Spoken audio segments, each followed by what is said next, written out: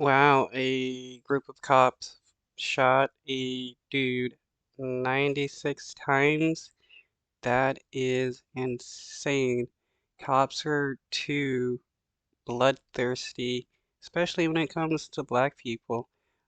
There should be some kind of justice for this, but I doubt the cops are going to be charged with murder or anything. Uh, a Cops shouldn't be allowed to fire so many rounds at a single person over a traffic stop.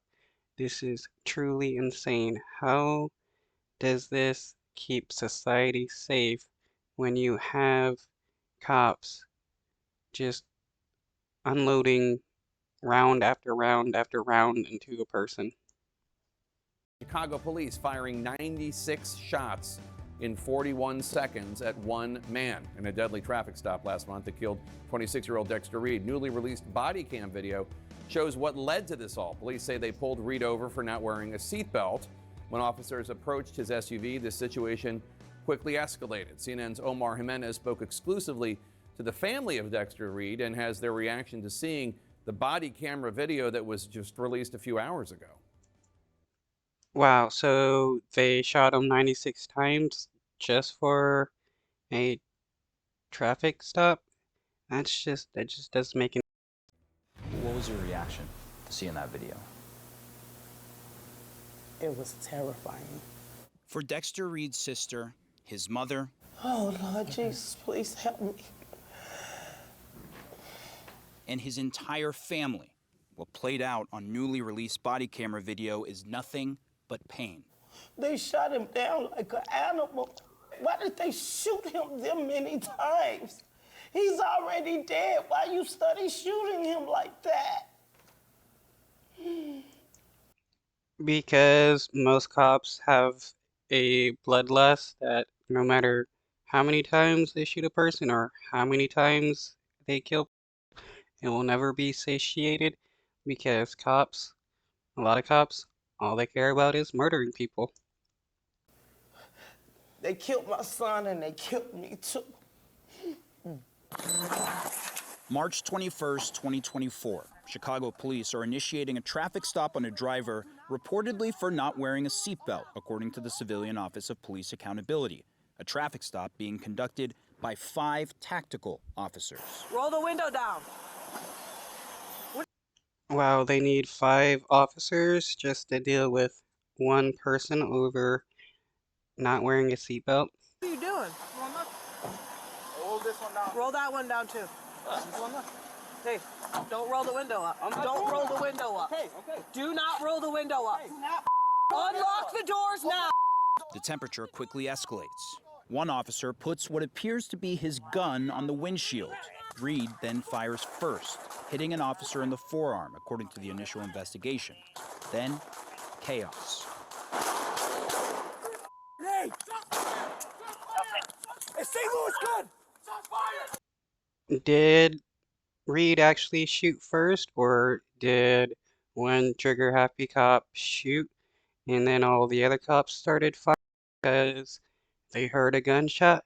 I mean, that happens quite often where a cop will be the first to shoot and then all other cops will start shooting because they think the other person is shooting them when it's actually a cop. Shots fired!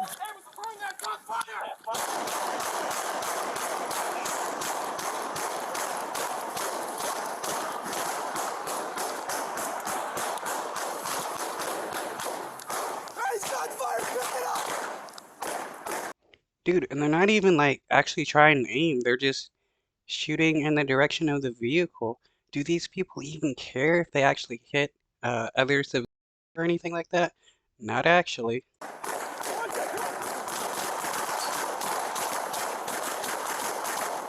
Reed goes down. Then, 3 final gunshots. Wow, he's on the ground and they're still shooting him.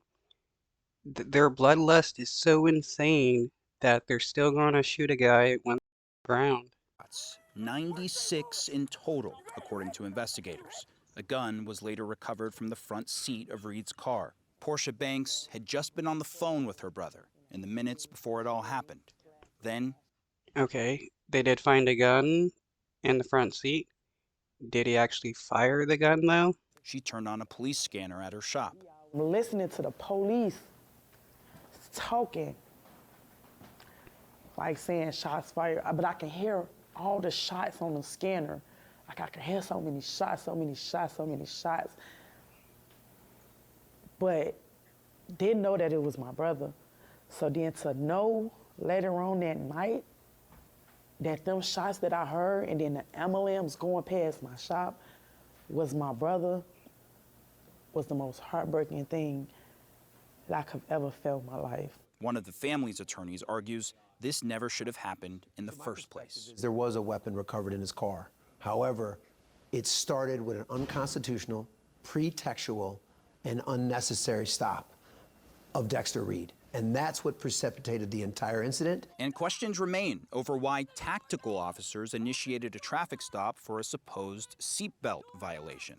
As part of a brief statement, Chicago police says this incident is still under investigation, but the stop is where it all began. If you don't stop my nephew, he'll be alive today. Reed's uncle sitting alongside his father. When this happened to my nephew, I hope the police can understand that this is the same pain that they feel when an officer is killed in the line of duty. It's a pain that Yeah, when an officer is killed in line of duty, there's usually some kind of justice for the officer killed. But when it's the cops murdering people, very little actually happens to those cops. manifests in memories and pain that manifests in despair. They took my son away from me. He ain't got that no more. I don't know what I'm gonna do without him. And I just wish that I could talk to him one more time. But to see him gunned down, I never ever thought that it'd be him. I never thought that it'd be him. I never thought that it would be him. I mean, cops are one of the biggest gangs that commit the most gun violence in the United States. It is cops that kill more people than, the street gangs that are around. And then you also have a lot of cops that create their own gangs and their departments so that they can go out and go on a power trip and abuse people and stuff. It's like the Goon Squad in Mississippi. Just to hear the amount of gunshots in that video is difficult for anyone to hear, much less the family, which is a lot of what we talked about there. Obviously, from the inside, it is a pain that a family is dealing with. From the outside, initial investigation does show that Dexter Reed did fire first, and so the response from police in the initial stages is less of what's in question here. It's more about why this stop happened and why the amount of shots continued in the way that they did, Jake. Joining us now to discuss.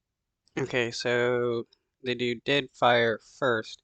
Still doesn't justify the cops firing 96 into him.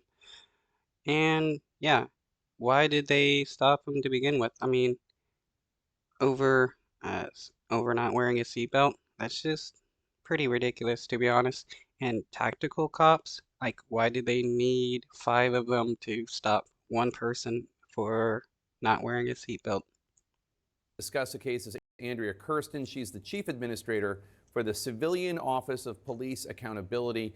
Thanks for joining us.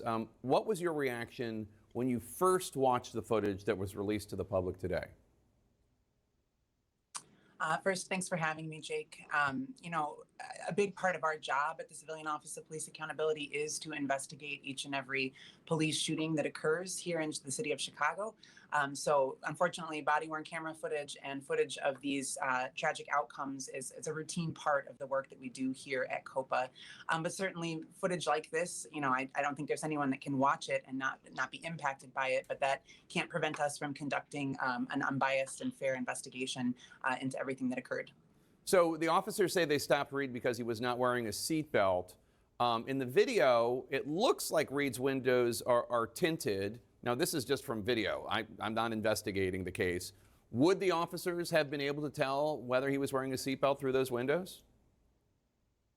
Every time we look at a shooting, we're looking at the totality of the circumstances. So that would include any of the interactions that led to officers, interacting with Dexter Reed. And so we will specifically in this investigation be looking at what led to and precipitated the traffic stop in all facets. Yes. So your office says, after reviewing preliminary evidence, that it appears that Dexter Reed fired first. That obviously would be a very significant finding.